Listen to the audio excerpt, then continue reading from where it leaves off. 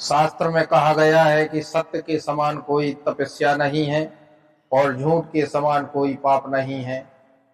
यदि सत्य का आप पालन करते हैं तो ईश्वर सदैव आपकी रक्षा करेगा, आपके ऊपर कृपा करे रहेगा। परंतु कभी कभी विपरीत स्थितियों में मनुष्य को झूठ बोलना पड़ता है। तो कहां कहां पर झूठ बोलने से पाप नहीं लगता है, इसकी शास्त्र सम्मत चर्चा करेंगे।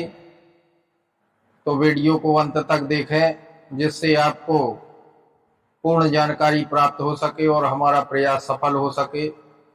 श्रीमद् भागवत महापुराण के 8वें स्कंद के 19वें अध्याय में शुक्राचार्य जी राजा बलि से कहते हैं कि हे राजन, 7 जगह झूठ बोलने से वह निंदनीय नहीं है,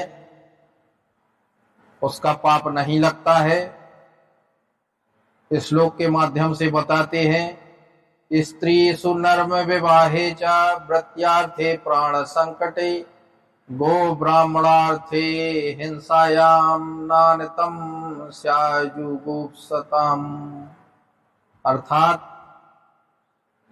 नंबर 1, अपने परिवार कुल की स्त्रियों के साथ प्रसन्नता के साथ या उनके साथ मजाक में झूठ बोला जाता है तो वह झूठ नहीं माना जाता, अर्थात उसका पाप नहीं लगता है।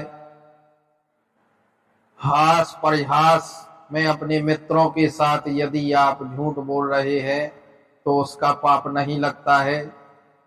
किसी कन्या के विवाह के लिए झूठी प्रशंसा करना पाप की श्रेणी में नहीं आता है।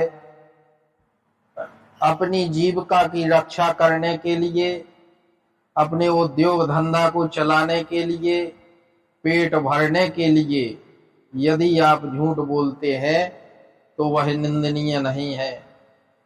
प्राण संकट में आ जाएं, चाहे स्वयं के आ जाएं या किसी निर्दोष के प्राण संकट में हो, और उस समय आप यदि उसे बचाने के लिए या स्वयं के प्राण बचाने के लिए झूठ बोलते हैं तो उस झूठ का पाप नहीं लगता है।